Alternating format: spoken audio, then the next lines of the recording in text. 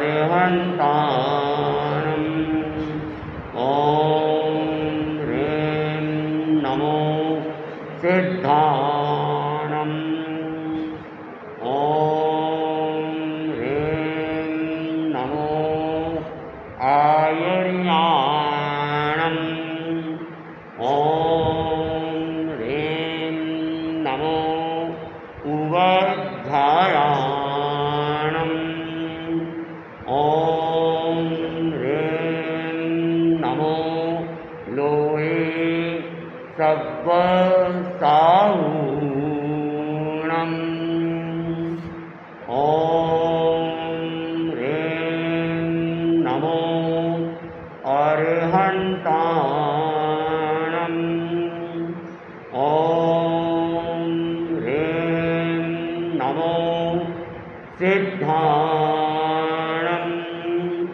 ॐ ह्रीं नमो आयर्याणम्। ॐ ह्रीं नमो उवध्यायाणम्। ॐ ह्रीं नमो लोहे सव्वसाहूणम्।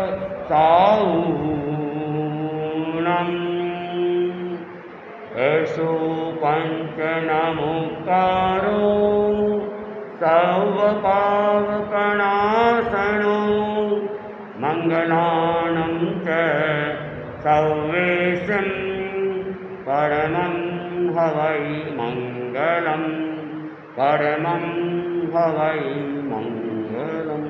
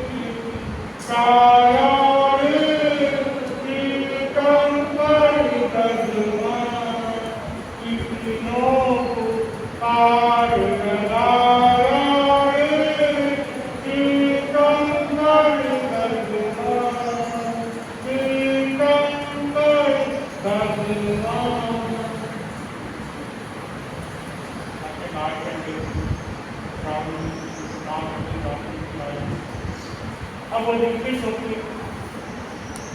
प्रभु के चरणों में प्रार्थना शुरू कर और प्रार्थना करके फिर शादियों में मुद्दा बन जाए और उधर से प्रार्थना प्राप्त करें। अब हम आगे सीखते हैं उनकी बहन महान उनसे की बातें भरत अपनी जब वापस अयोध्या लौट रहा था तो अयोध्या का खंड पर पूजा मना रहा था। घरों में रंगोलियां सजाई जा रही थी, कुछ महाराज के घर सजाए जा रहे थे, वृक्षों के हरे भरे वृक्ष लहराने लगे थे और मोर नाचते थे क्योंकि सम्राट भरत फिर विजय करके वापस अपने अयोध्या लौट रहा था और यहाँ पे स्वागत की तैयारियां पहले से शुरू हो गई कि हमारे राजा आने वाले यहाँ तक बच्चे बूढ़े जवान महिलाएं कन्या सब अपने अपने हिसाब से स्वागत की तैयारियां करते और भरत अपनी गति से अपनी आयुष्का से बढ़ रहा है। स्वागत की रोड हमारी बने और पूरी तरह से स्वागत की तैयारी हुई। हर एक व्यक्ति अपने राजा को देखने के लिए अयोध्या के मुख्य द्वार पर पहुंच जाता है। कम करके गुस्सा चाहिए और भरत अयोध्या के मुख्य द्वार पर पहुंच जाता है। वहां पे महिलाएं पुष्प माला अर्पित करती है राजा को और गीत गाती है, आरती गाती है और गीत गाती है उसका स्वागत करती है। और पुरुष व्यक्ति कहाँ पहुंचे हुए रहते हैं, उनके स्वागत में नाचते हुए ढोल बजाते हुए स्वागत करते हैं और उनको अयोध्या में प्रवेश करवाते हैं। अगर अयोध्या की जनता भरत को देखने के लिए भरत हमारे राजा के बच्चे राजा बन चुके हैं और अब वो बहुत चक्रवर्ती करने वाले वे खुशी सबको समाई नहीं जा रही और राजा की खुशी में सब बहुत पूरी प्रजा बहुत और राजा धीरे धीरे अपनी लहर की ओर बढ़ने लगा और जगह जगह से घरों के ऊपर से आंगन से रोडों पे पत्नी खड़ी खड़ी राजा का स्वागत कर रही, उसकी माला अर्पण कर रही, उनको से स्वागत कर रही, कोई नाच रही कोई बात हो पूरा दुल्हन की तरह सजा हुआ और पूरी तरह उसी से डूब रहा। अब भरत राजमहल की ओर आगे करता, राजमहल में उनके अच्छी तरह से स्वागत हो जाता। अब राजा आस पास के राजा जितने भी थे वो भी वहां पहुंचे हुए और वो भी अपने अपने हिसाब से राजा को भेंट करने के लिए कोई हीरा करना, कोई वस्त्र, कोई गहना, तो कोई हाथी घोड़ा लेके आया और अपने अपने हिसाब से वो भेंट कर रहे। अब भरत सबका निकाल कर रहा, लेकिन भरत के आपने किसी और को ढूंढ रही, उसकी आंखों में वो खुशी नहीं दिख रही थी जो खुशी दिखनी चाहिए थी, जो प्रजा ने खुशी दी वो खुशी तो राजा की आंखों में, भरत की आंखों में, भरत की आंखों में किसी और को ही ढूंढ रही थी। पूरे रात में ढूंढते ढूंढते उसकी आंखें फंस गई, लेकिन वो सामने आई राजा के मंदिर उत्साह आता है, क्या बात होगी, इतनी बड़ी खुशी और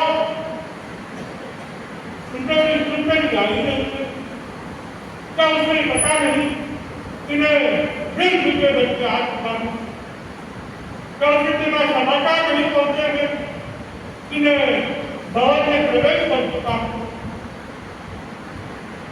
अंतर रूप से सब आज करें फिर सुंदरी अब राजा चिंतन करता है, क्या बात होगी, सुंदरी क्यों नहीं पहुंची है मेरे स्वागत में, क्या उसके पास चीज नहीं है, क्या बात है, क्या उसे खबर नहीं है। और यहाँ पे राजा राजकुमार सब उसका स्वागत करते हैं, लेकिन उनके चेहरे में वो खुशी नहीं दिखते, क्योंकि उनके आगे अनमोल खुशी। अब राजा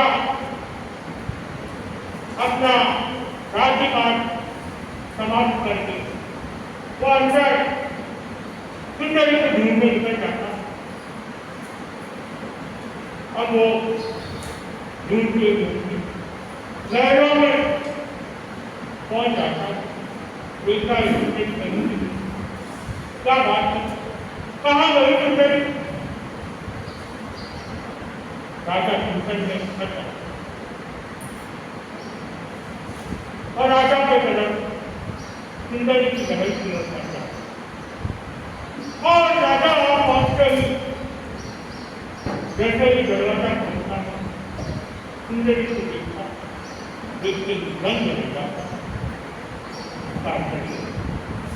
एकदम से सूखा हुआ रहता है, रूप रंग पूरा बदला हुआ रहता है,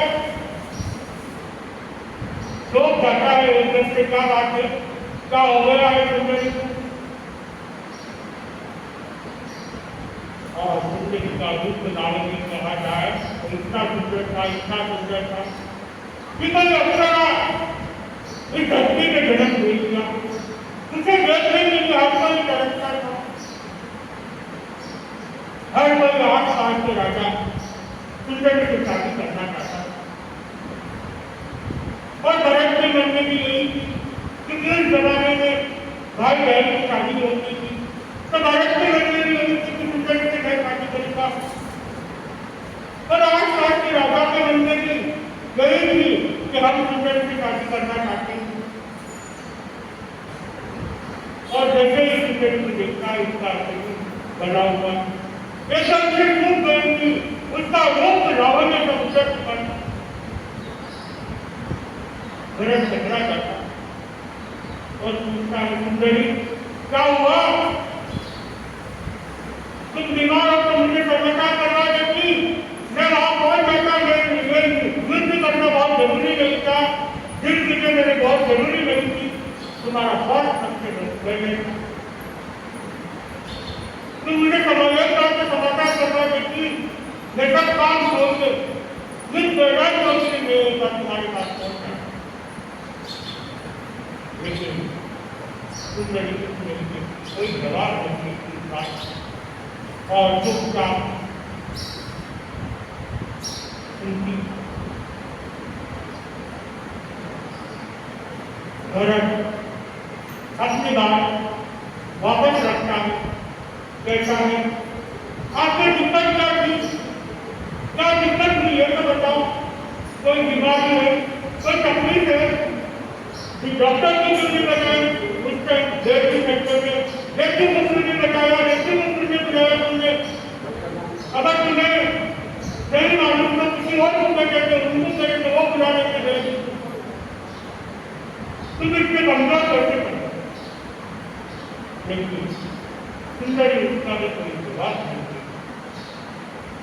भरत की आश्चर्य में पड़ था, क्या बात है, मैं सवाल के सवाल किए जा रहा, ना कोई जवाब आ रहा है, ना कोई जवाब दे रही। अब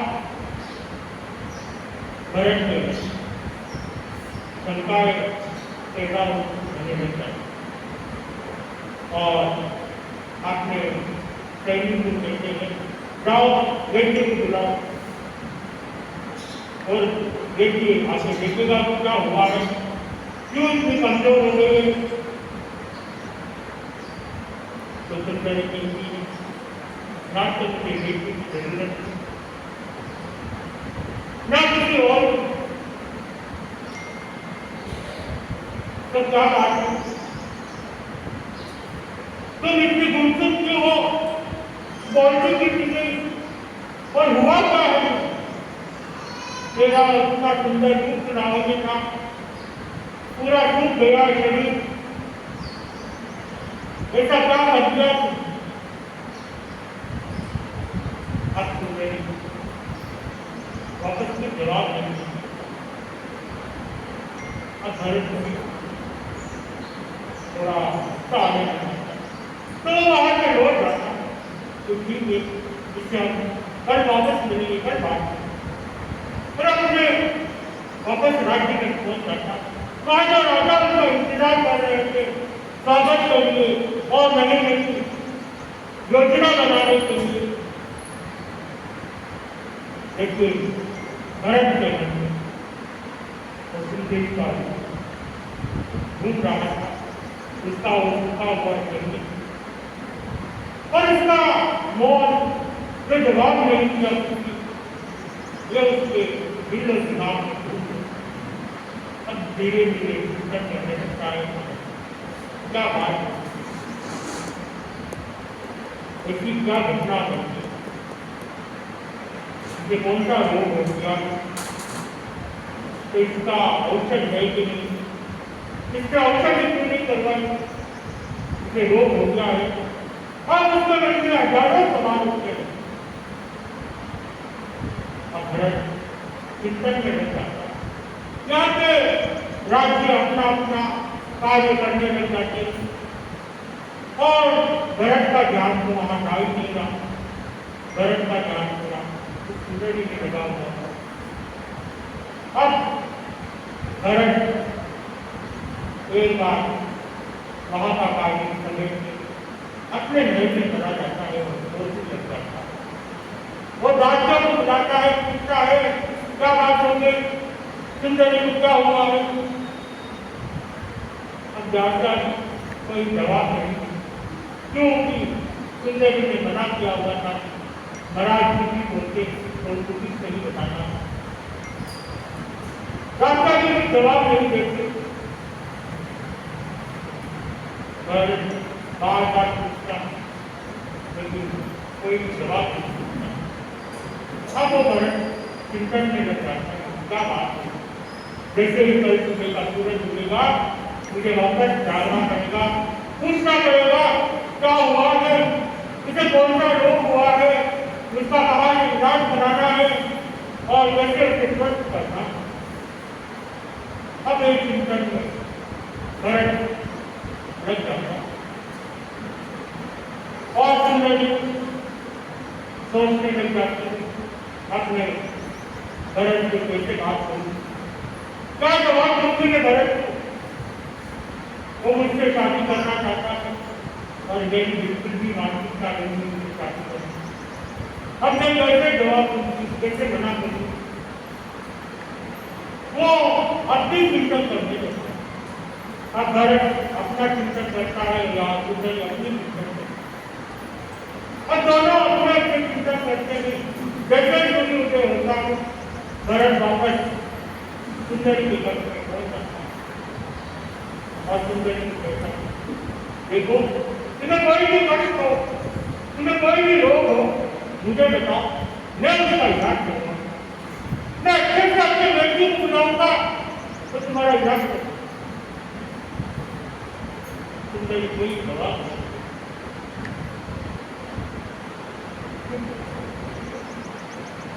भरत वापस कहता है, अगर तुम ऐसे चुपचाप रहोगे तो मुझे कैसे मालूम पड़ेगा और मैं क्या करूंगा, कैसे इलाज करवाऊंगा तुम्हारा। अगर तुम कुछ बोलो तो हमें भी समझ। लेकिन वहां से सामने से कोई जवाब नहीं आता।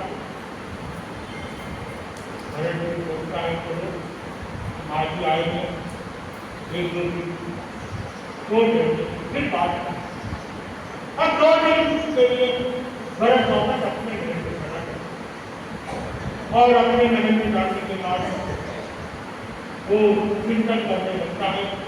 अब मैं कोई कैसे भी करके सुंदरी के मन की बात जानती और उसके बाद मुझे आगे उसे कौन सी बीमारी उसका चिकित्सा करवाना है, उसके बाद मुझे वापस बीमारी की बात करती है। भरत को ये चिंतन कर रहा था पर सुंदरी और चिंतन कर रही थी कि मैं भरत को कैसे मना करूं शादी के लिए। मैं मना भी नहीं कर सकती पर हाँ भी नहीं कर सकती। मैं शादी करना भी नहीं करती और मना भी नहीं कर पा रही। अब मैं वो भी इज्जत में उल्टी। अब हम आगे बढ़ते हैं क्या होता है और कैसे शादी के लिए मना करती है और आगे कैसे बढ़ती है इसी के साथ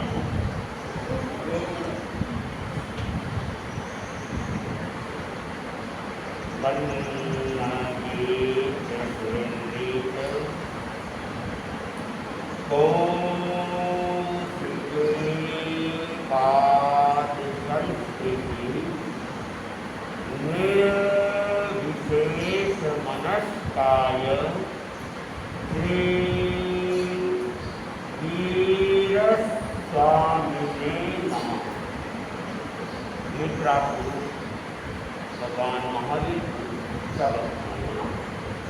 वीतराग का भी महान साधक महातपस्वी योग प्रमाण आदर महासव उत्सव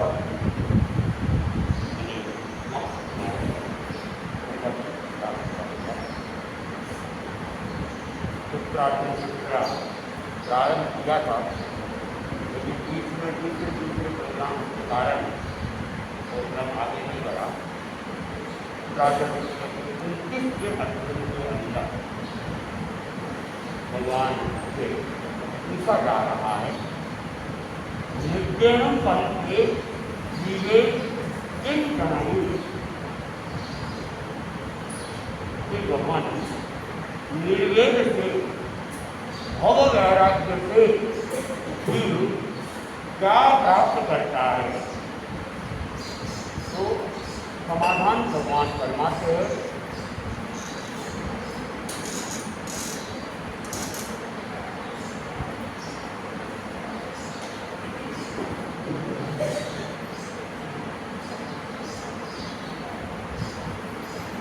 निर्गुण दीर्घमानुष्येषु काम भोगेषु निर्गुण अल्पमानस्येषु सर्वभूतेषु विरक्तेषु सर्वभूतेषु विरक्तमाने आरंभ परित्यागं करें।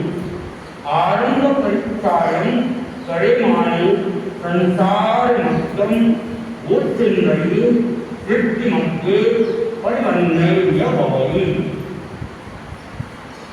भगवान भव वैराग्य का प्राप्त होगा। इसके समाधान के अंदर फरमाते हैं कि निर्वेद से वह मनुष्य और तिर्यंत संबंधी काम भोगों से तीव्र ज्ञान को प्राप्त होता है। सब विषयों में विरक्त हो जाता है।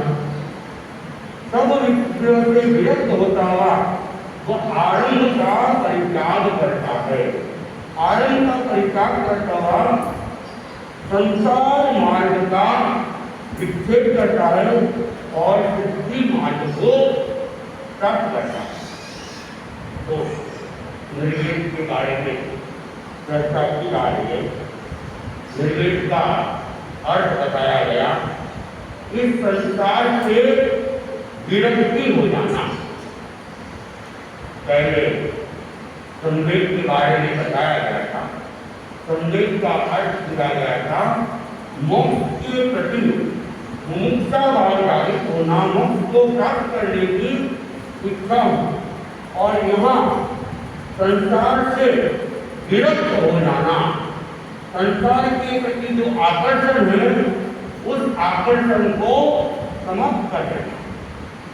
जब तक व्यक्ति के भीतर सम्यक दृष्टि का जागरण नहीं होता है, तब तक विरक्ति की चेतना भी जागृत नहीं।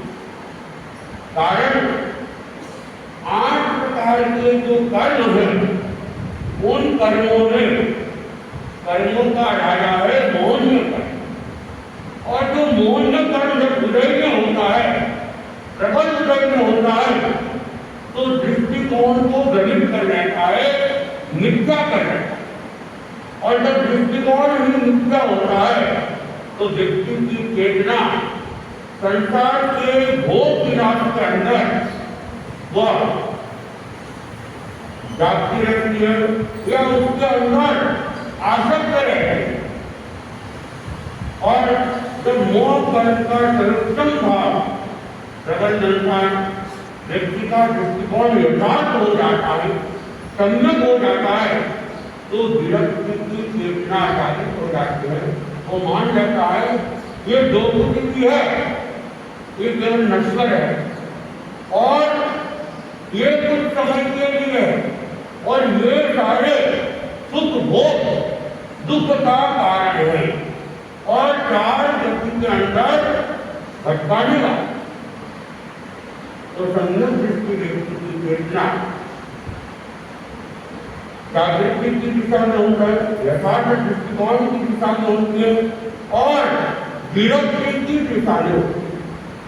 जब विरक्ति की दिशा में दृष्टिकोण होता है तो धीरे धीरे वह त्याग की दिशा का भी अनुसरण करने लग जाता है। जब तक विरक्ति नहीं होगी तब तक त्याग की चेतना जागृत नहीं होगी, त्याग करने की भावना ही जागृत नहीं होगी, तपस्या करने की चेतना भी जागृत नहीं होगी। विरक्ति की भावना होगी, मन में वैराग्य होगा, तो फिर उसके मन में त्याग के प्रति आकर्षण होगा और संसार के प्रति अनाकर्षण की भावना जागृत होता है। सम्यक दृष्टि जीव के लिए कहा गया है कि सम्यक दृष्टि जीवरा करे सुख प्रतिपाल अंतरंग न्यारा रहे जो भाई खिलारे पाए। सम्यक दृष्टि को भाई माता की उपमा दी गई है और सम्यक दृष्टि व्यक्ति संसार के अंदर रहता है, घर गृहस्थी को चलाता है, भरण पोषण करता है, लेकिन फिर भी वह जानता है और चिंतन करता है कि ये परिवार मेरा नहीं है, ये जितने भी रिश्ते और नाते हैं वे मेरे अपने नहीं हैं। मृत्यु के बाद में हम भूल जाएंगे, फिर पता नहीं कहाँ जाएंगे और इनके साथ हमारा संबंध होगा या नहीं। हो भी सकता है, नहीं भी हो, दोनों ही बातें। अगर अत्यधिक मोह भाव राग या द्वेष रूप में रहता है तब तो आने वाले जन्मों में संबंध जुड़ जाता है।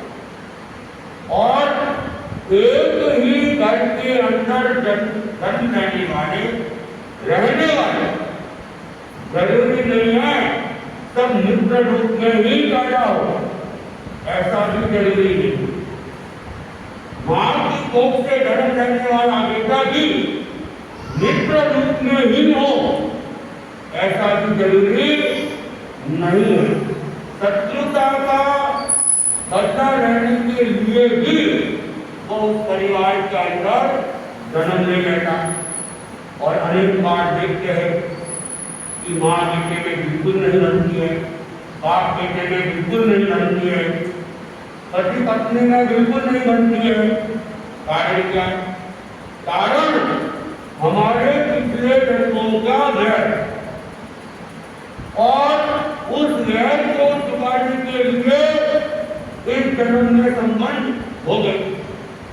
ये घर में तो रहते लोगों को तो दिखता है ये सब एक ही है, लेकिन उनको ये पता नहीं है कि अंदर मामला कुछ और ही है, कि आपस में बनती ही नहीं है। रोज कदम के अंदर दिखते हैं आत्मज्ञान रुद्र ज्ञान के अंदर जीते। तो ये सब क्या था? कर्मों का बंधन।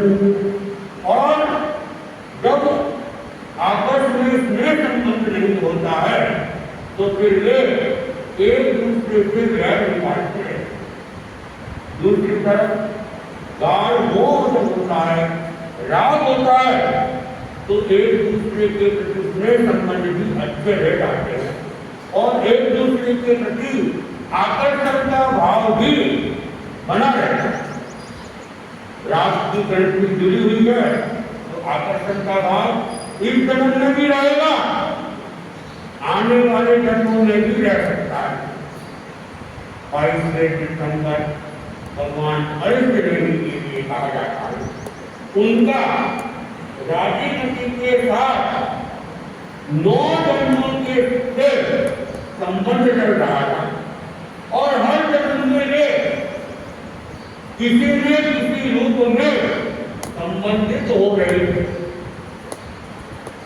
और 9वें भाव में उनकी सगाई तो हुई।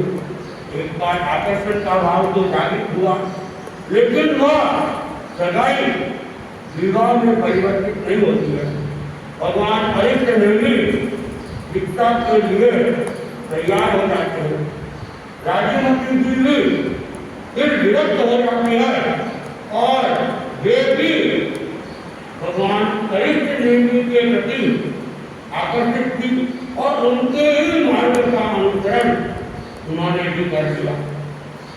दूसरी तरफ हम देखते हैं सम्राट सैनिक और सम्राट सैनिक का एक पुत्र हुआ था, कौन? कौड़ी। तो कौड़ी जब मां के गर्भ में आया तभी से उसके मन में पिता के प्रति क्रूर भावना गर्भ के अंदर ही और मां को उसके कारण से दोष उत्पन्न होता है कि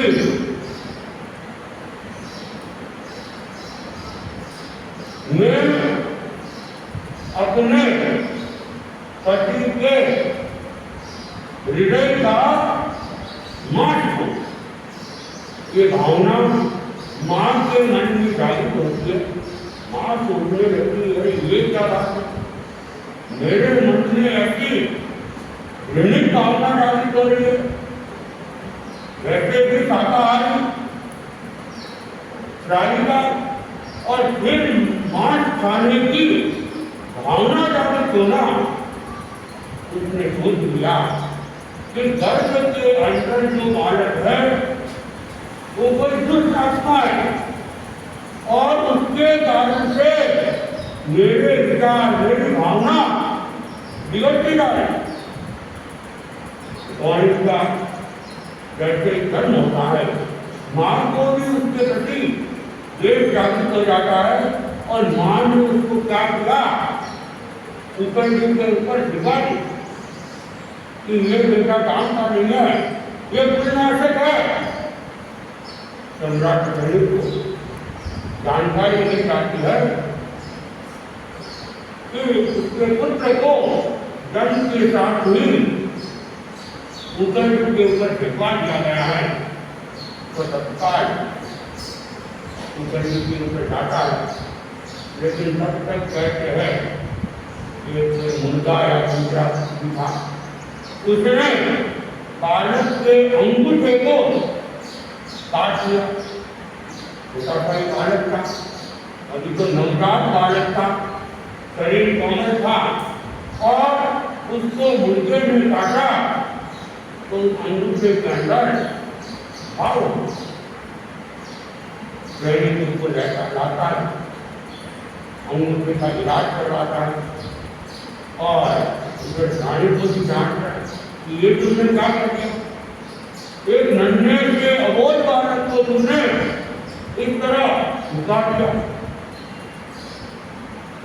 उधर तो कहते हैं जो भाव था, भाव के अंदर रस्सी थी, लेकिन देवी का उसके प्रति मोह का भाव था, उसके इसके कारण से वो अपने उस छोटे से बालक का जो मवाद वगैरह था उसको मुंह से चूसकर अलग कर एक तरह से मवाद को क्या है जहर ही और जहर को वह स्वयं मुंह में ग्रहण करके अलग कर रहा। घटना तो काफी लंबी है कोने की आगे जाकर वही कोने पिता को जेल में डाल देता है, राज्य छीन लेता है, खुद राजा बन जाता है और जब कोने को मां के द्वारा बचपन की घटना मालूम पड़ती है कि किस तरह मां ने तो बेटे को डुबा दिया था लेकिन पिता ने बताया था किस तरह गांव को टूट के उसको ढीप दिया था, उसी पिता को तुमने क्या कर दिया और उसको पश्चाताप भी होता है। कर्म जो थे एक तरह से कहे गए समाप्त हो गए लड़की, अब वो पिता से मुहासत होकर बताने के लिए जाता है और पिता दूसरे देख रहा है, बुलावी लेकर आ रहा है, अरे जेल में तो डाल दिया अब ये और मुझे मारेगा।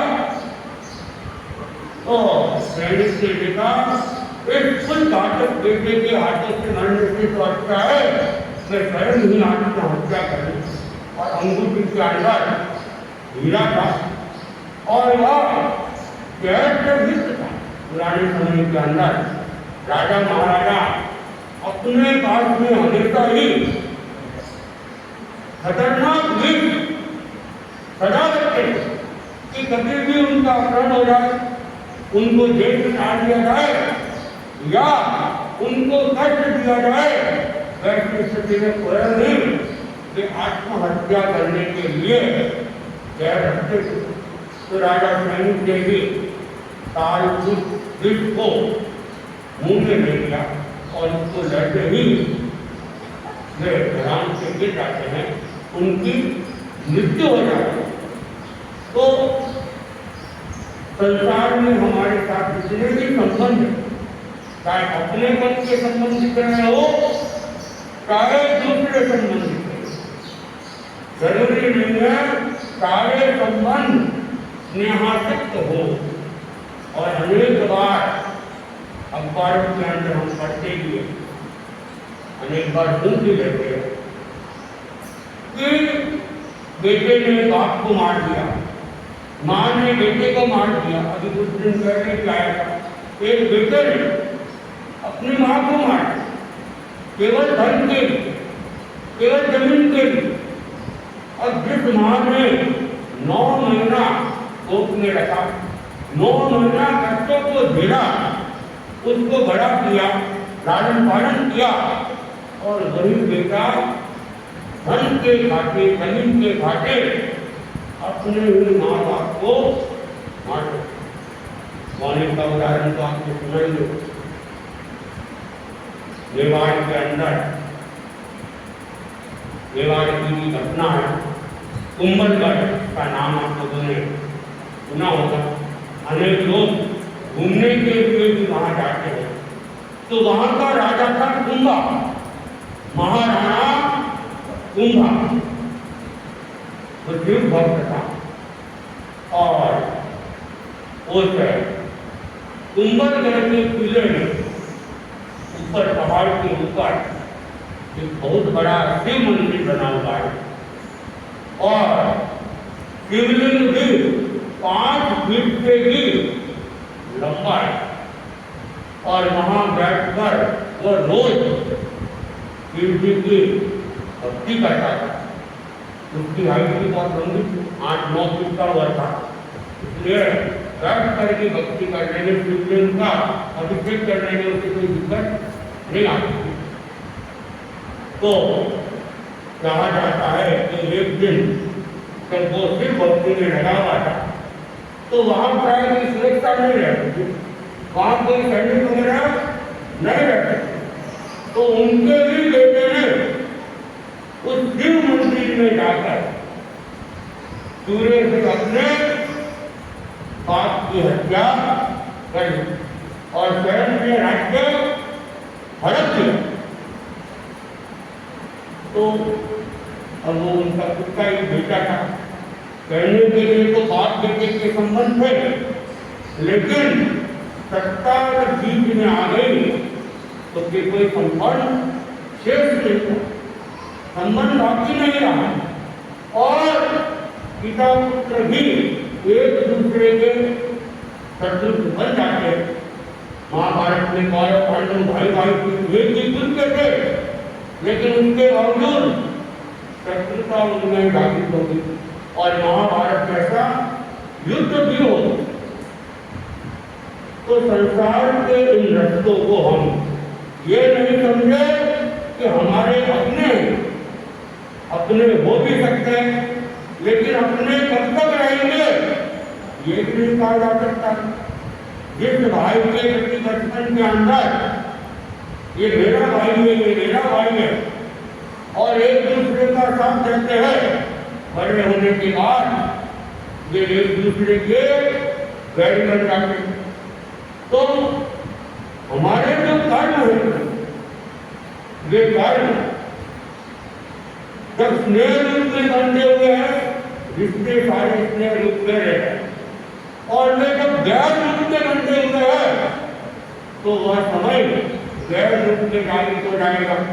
क्योंकि हम परिवार में रहते हैं, सदा एक तरीका हमारा व्यवहार नहीं रहता है, कभी अच्छा व्यवहार नहीं रहता है और कभी गाली गलौज दे जाता है, झगड़ा हो जाता है और न जाने न बोलने जैसे शब्दों का प्रयोग भी होता है।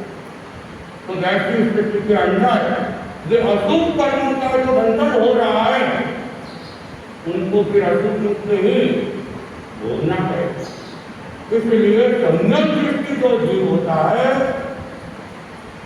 उसका वैराग्य खुश होता है, दृष्टिकोण एकांत होता है और वो जानता है कि रिश्ते नाते अटल नहीं है, एकदम नश्वर है और मेरा तो क्या है, मेरी अपनी आत्मा है। तो वो परिवार का पालन पोषण करते हुए भी ज्यादा आसक्त नहीं रहता है, मात्र कर्तव्य का पालन करता है। जैसे एक माँ का बेटे के प्रति एक विशेष आकर्षण होता है, एक अपनत्व होता है, लेकिन जो भाई माँ होती है, भाई माँ का वो आकर्षण नहीं होता है जो जन्मदात्री माँ का आकर्षण होता है। भाई माँ जानती है कि मैं इसका लालन पालन कर रही हूँ, मैं इसे बड़ा कर रही हूँ, लेकिन ये बेटा मेरा, मैं तो पालने वाली माँ हूँ, इसको जन्म देने वाली माँ मैं नहीं हूँ। तो जब मैं जन्म देने वाली माँ हूँ, ये भाव जब जागृत हो जाते हैं तो बच्चे के प्रति वो आसक्ति, वो आकर्षण नहीं होता और माँ सोचती है बेटा तो मेरा अपना है, मैंने इसको जन्म दिया है, तो उसके प्रति विशेष रूप से ममत्व की भावना भी जागृत है। तो सम्यक दृष्टि जो जीव होता है वह हमेशा हर जगह विरक्त चेतना को जागृत रखता है, वैराग्य भाव को जागृत रहता है और उसके मन में पदार्थों के प्रति आकर्षण का भाव भी होता है, वैराग्य का भाव होता है और वो सोचता है कब मैं इन गतियों से, चार गतियों से, नरक गति से, तिर्यक गति से, मनुष्य गति से, देव गति से ऊपर सिद्ध गति को शीघ्रता से प्राप्त करूं, परम पद को शीघ्रता से प्राप्त करूं, परमानंद की स्थिति को शीघ्रता के साथ में प्राप्त करूं। ये भावना उनके मन में जागृत रहती है। तो निर्देश है कि संसार के प्रति हमारे मन में क्या जागे, विरक्ति की चेतना जागृत हो, वैराग्य भाव जागृत हो और वैराग्य भाव जागृत होगा तो त्याग की चेतना जागृत होगी, संवर की स्थिति में आएंगे और संवर ही मोक्ष तक की यात्रा करने में हमें आगे ले जाएगा।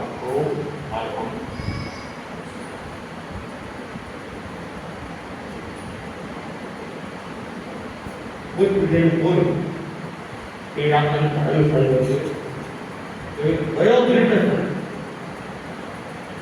मुनि श्री रविंद्र कुमार स्वामी का डेवलपमेंट हो गया है। मुनि श्री रविंद्र कुमार स्वामी मेवाड़ के उदयपुर डिवीजन और उदयपुर जिले के गोगुंडा गांव के थे। कोलवाड़ जाति से वे संबंध रखते थे और पहले तो वे गृहस्थ अवस्था के अंदर शिक्षक रूप में भी उन्होंने सेवाएं की और बाद में उनके मन में वैराग्य जागृत हो गया। ऐसा सुना भी जाता है कि वे गए तो लड़की देखने के लिए थे, सगाई की बातें कर रही थी और वहाँ संत विराज रहे थे।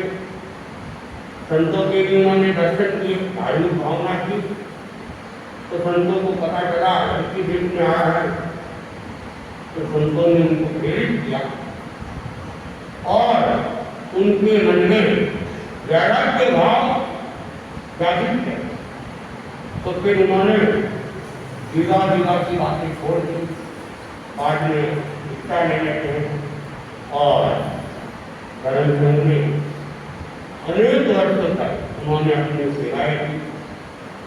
लगभग 64 का वर्ष उनके संयम पर्याय का था और उम्र के तो बस ज़्यादा ही हो, मेरे ख्याल से शायद 90 पार हो गए होंगे।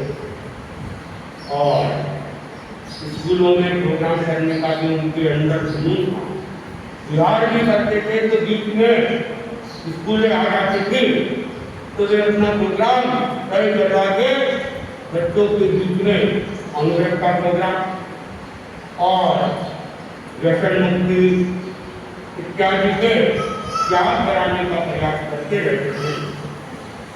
धर्म संघ में उन्होंने रंगी सेवाएं की, स्वयं अपनी आत्मा का कल्याण करने का भी प्रयास किया। कुछ वर्षों से वे काफी अस्वस्थ कर रहे थे और कुछ दिनों पूर्व उनका मेवाड़ के भी बजराड़ा गांव के अंदर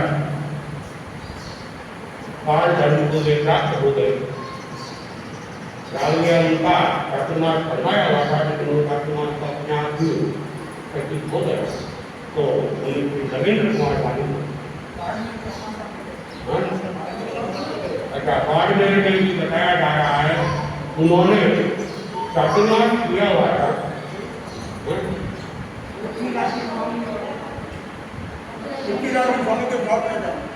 मुनि पृथ्वीराज जी उनके साथ थे और दिनकर मुनि भी होंगे संभवतः, दो संत थे।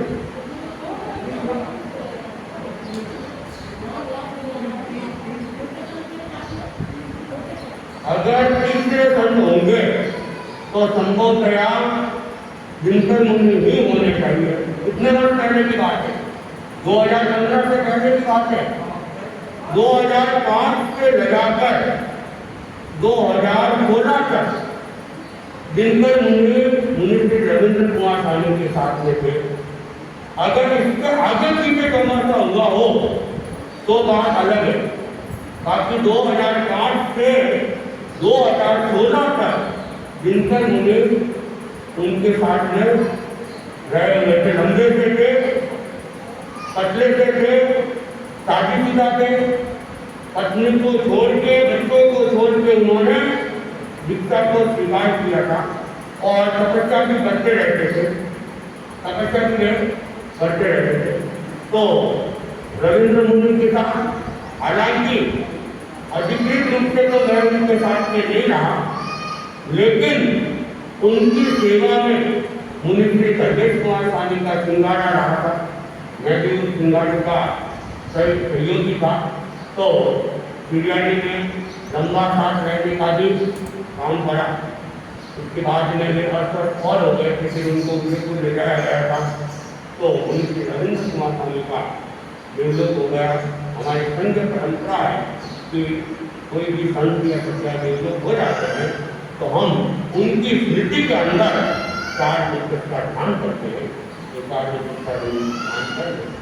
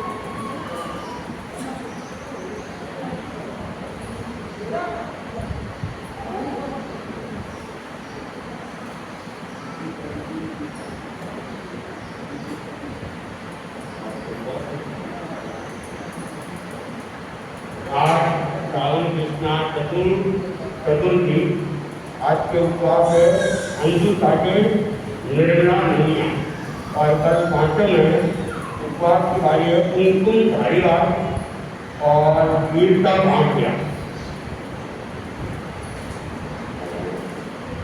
आकाशन अच्छा आकाशन में ठीक है आकाशन में देते और आकाशन आज है नंदीबाई चौपड़ा और कल का आकर्षण है प्रिया गोरख।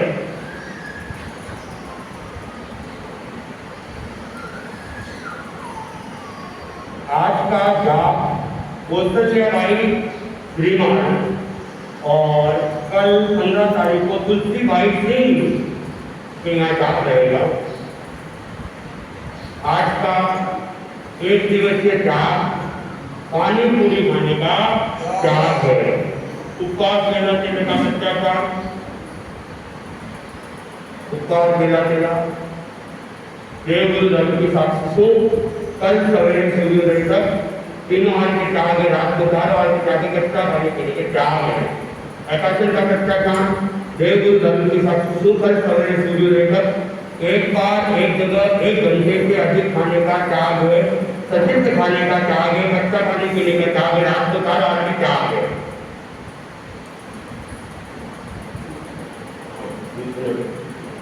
एक सूचना है, आज शाम को 8 बजे अणुव्रत समिति का शपथ ग्रहण समारोह और उसके बाद में एक भव्य कवि सम्मेलन का आयोजन किया गया है, जिसमें बाड़मेर के जाने माने सारे कवि यहाँ आएंगे। एक बड़ा कवि सम्मेलन का आयोजन किया गया। आप सभी से निवेदन है कि शाम को 8 बजे सब लोग पधारें। मंगल पाठ।